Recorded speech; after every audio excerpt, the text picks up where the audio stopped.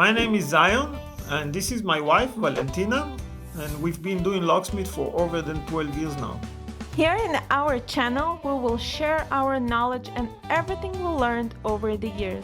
Here you will find everything about locks and keys, whether it's for your home, office, or vehicle. We will cover it all. Alright, today I'm going to show you how to replace a battery on a push-to-start fob for a Kia. What we need to do is, we have this small button here. We press it and then we can take the emergency key out. After you take the emergency key out, you will see a small gap here. So you're going to put a flathead screwdriver here and then you try to pop the cover open.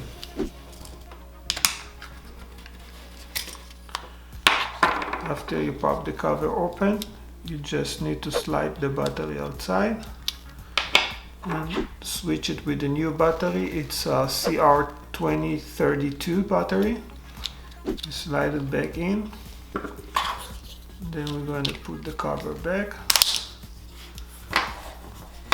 and the emergency key. And we're all done. It's very simple. You can do it yourself. And thank you for watching.